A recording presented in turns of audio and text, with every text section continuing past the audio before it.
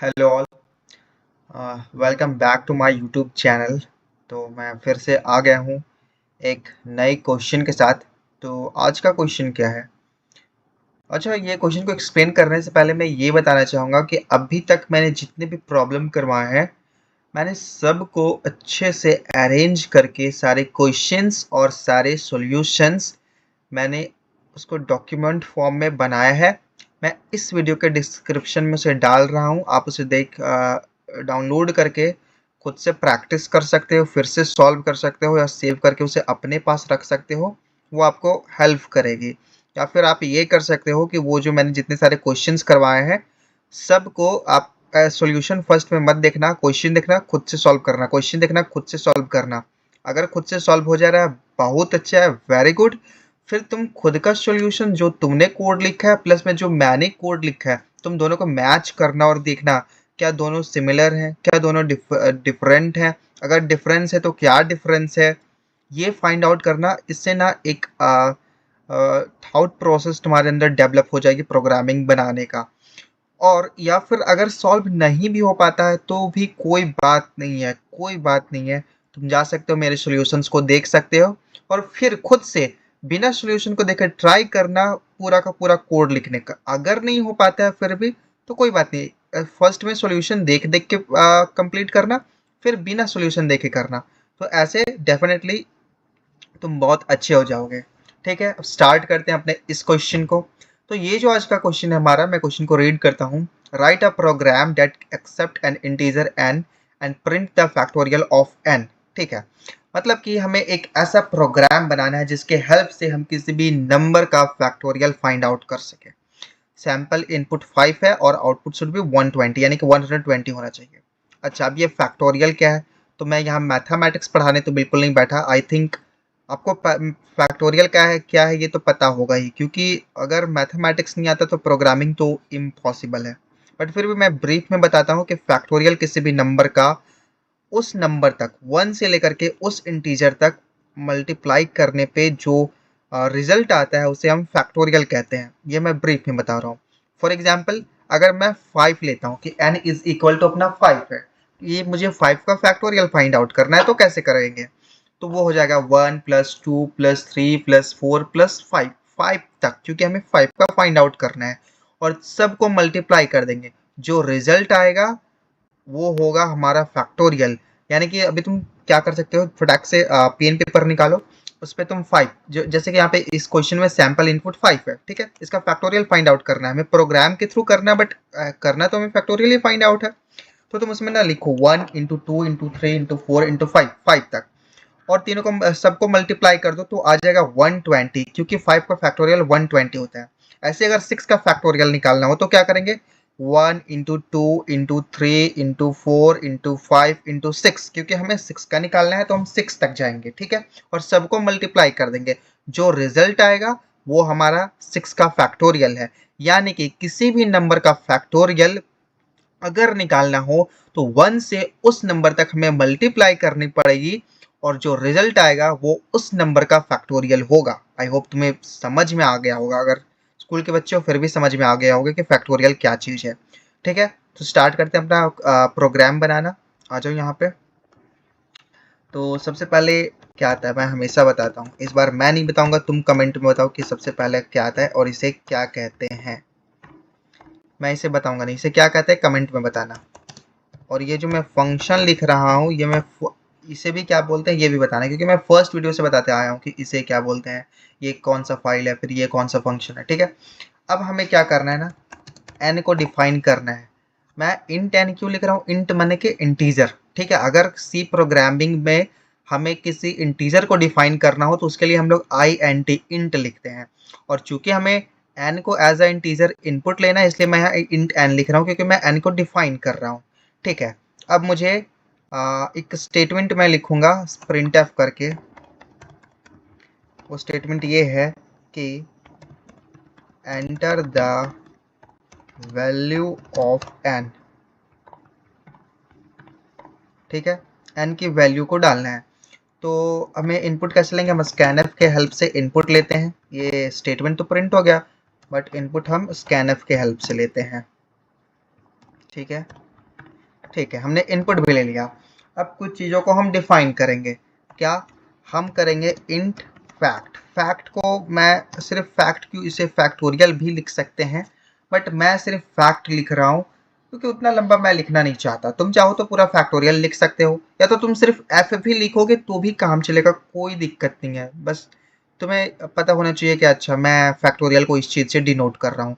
मैं फैक्टोरियल का यहाँ फैक्ट लिख रहा हूँ, तुम चाहो तो सिर्फ एफ लिखो या चाहो तो पूरा का पूरा फैक्टोरियल लिखो, कोई बात नहीं, कोई दिक्कत नहीं है।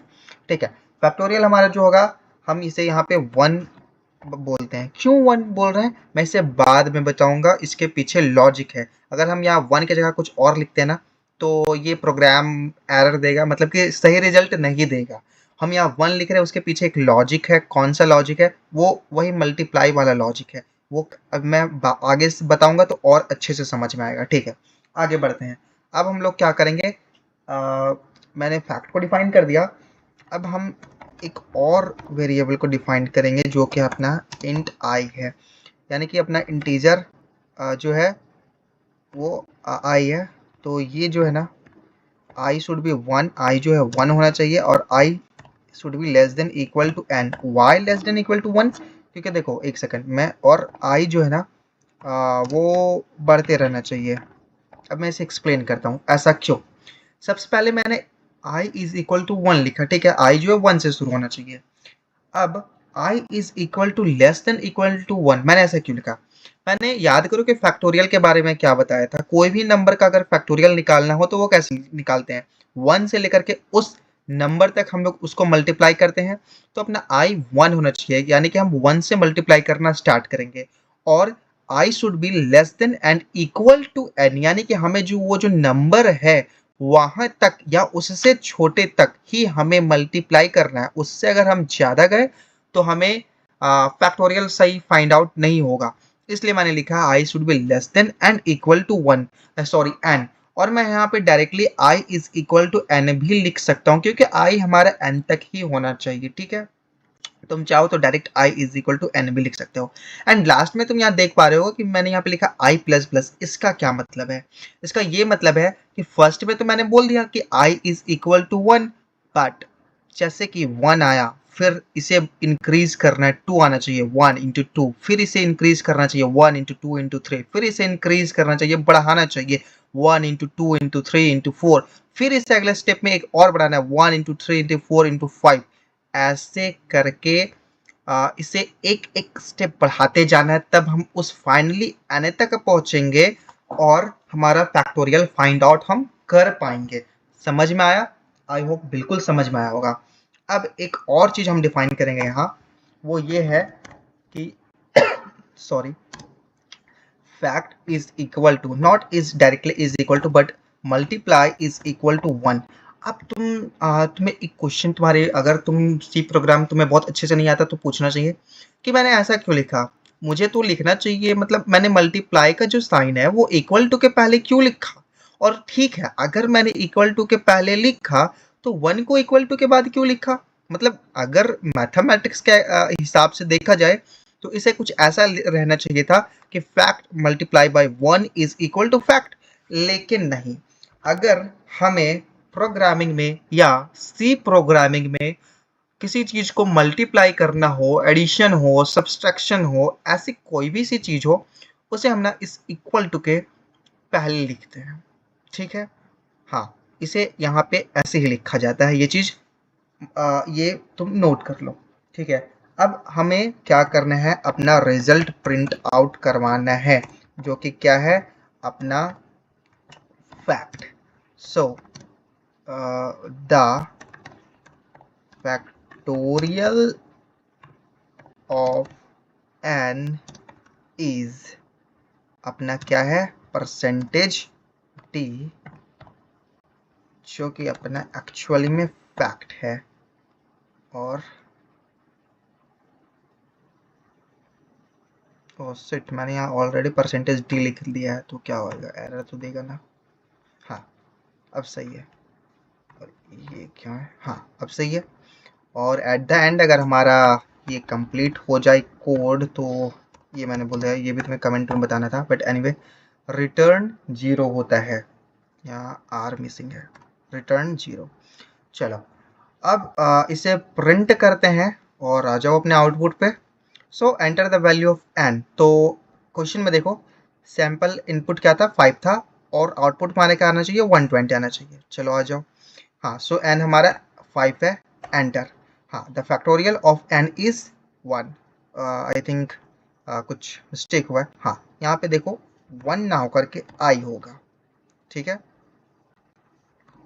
हाँ, तो अब आ जाओ और फिर से रन करो। So value of n should be 5 और हमारा आउटपुट आ गया 120। अब सैम्पल इनपुट 5 था, आउटपुट 120, जो कि हमारा ऑलरेडी आ चुका है। अब मैं ना एक बार कोड को अच्छे से एक्सप्लेन करता हूँ। नहीं, कोड को एक्सप्लेन करने से अच्छा पहले मैं कोड को एक बार और रन करता हूँ। जैसे मैंने 5 डाला तो 120 आ गया। चलो और रन करते हैं। इस बार ना मैं 2 डालता हूँ। अच्छा, तुम पहले एंटर करने से पहले तुम ये बताओ कि 2 का फैक्टोरियल क्या होगा।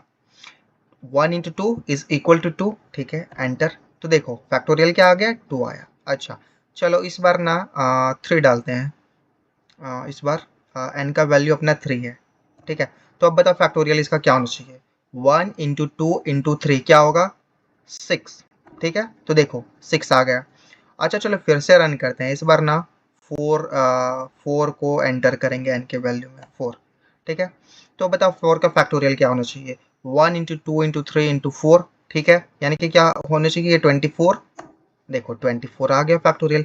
यानी कि अब हम लोगों ने एक ऐसा कोड, एक ऐसा प्रोग्राम बना लिया है कि जिसके हेल्प से हम किसी भी नंबर का फैक्टोरियल फाइंड आउट कर सकते हैं। If you are in class 11th and 12th तो तुमने मैथमेटिक्स में ये फैक्टोरियल वाली चीज पढ़ी होगी। और ये अगर तुम कोई साइड बुक सॉल्व करते हो किसी वगैरह, आर एस अग्रवाल या ऐसा कुछ, तो उसमें यार ना ये फैक्टोरियल बहुत ज़्यादा फाइंड आउट करना होता है। तो तुम्हें अब वो पेन से कैलकुलेट करने की ज़रूरत नहीं है। तुम बस ऐसा सिंपल सा छोटा सा कोड बनाओ, प्रोग्राम बनाओ। तुम एन का वैल्यू डालो, ये तुम्हें आउटपुट दे देगा। अब तुम्हें उतना मल्टीप्लाई नहीं करना है। Why? Because you are a programmer, you are a coder, और you are a member of coding master. हाँ, बिल्कुल सही, तुम कोडिंग मास्टर के मेंबर बन चुके हो। तो अब तुम्हें वो कैलकुलेशन नहीं करनी, अब तुम प्रोग्राम बनाओ और रिजल्ट पाओ, ठीक है। क्योंकि मैं सिखा ही रहा हूँ इसलिए। हाँ, तो मैं अब कोड को एक बार और एक्सप्लेन करता हूँ। देखो सबसे पहले अपना हेडर फाइल आ गया। हालांकि मैंने इसे बोला था कि तुम कमेंट में बताओगे इसे क्या बोलते हैं। फिर अपना मेन फंक्शन आता है जो कि सबसे पहले कंपाइलर में कंपाइल होता है। एंड देन अपना इंट मेन आ गया जिसे हमें डिफाइन करना था। हमने यहाँ पे एक स्टेटमेंट प्रिंट करवाया है, enter the value of n. क्यों? क्योंकि हमें देखने में आउटपुट सुंदर लगा। ये जो पहले से लाइन आ रहा है ना, enter the value of n, तो सुंदर लगे इसलिए, ठीक है। फिर हमने स्कैनफ के हेल्प से एन को एज द इनपुट लिया। फिर हमने एक और वेरिएबल को डिफाइन किया जो कि अपना फैक्ट, यानी कि मैं फैक्ट को यहाँ पे फैक्ट को फैक्टोरियल के लिए फैक्ट डिनोट कर रहा हूँ, इंडिकेट कर रहा हूँ, ठीक है। तो अब मैंने ये मैंने बताया था कि fact is equal to 1। Why? Because देखो 1 इसलिए क्योंकि हम मल्टीप्लाई कहाँ से स्टार्ट करते हैं, 1 से। सो एट द लास्ट अगर तुम यहाँ देखो कि फैक्ट को हम मल्टीप्लाई कर रहे हैं आई से, जो कि अपना 1 से स्टार्ट हो रहा है। तो यार मतलब किसी भी नंबर का फैक्टोरियल फाइंड आउट करना होगा ना, तो हम 1 से किसी भी नंबर को मल्टीप्लाई करें तो वो नंबर चेंज नहीं होगा। इसलिए मैंने यहाँ पे फैक्ट इज इक्वल टू 1 लिखा है, ठीक है, ताकि ये एरर ना दे और सही रिजल्ट आए। और मैंने ये आई का लॉजिक तो बता दिया था कि 1 से स्टार्ट हो रहा है, एन के इक्वल टू और लेस देन होना चाहिए, और आई स्टेप बाय स्टेप बढ़ते बढ़ते रहना चाहिए इन इंक्रीजिंग ऑर्डर, इसलिए मैंने यहाँ आई प्लस प्लस लिखा है। फिर लास्ट में मैंने फैक्टोरियल को प्रिंट करवा दिया, और जब कोड कंप्लीट हो जाता है तो हम रिटर्न 0 लिखते हैं हर बार, ठीक है। तो प्रोग्राम समझ में आ गया, रन करके मैंने दिखा दिया फैक्टोरियल क्या होती है, ये चीज़ समझ में आ गई। तो I think question is done और तुम्हें मज़ा आया होगा। और हाँ, फिर से एक लास्ट बार बोलूँगा कि मैं सारे पीडीएफ इसके डिस्क्रिप्शन में लिंक ऐड कर रहा हूँ। ज़रूर खुद से ट्राई करना, और कितने क्वेश्चन बने ये मुझे बताना। चलो मिलते हैं अगले वीडियो में।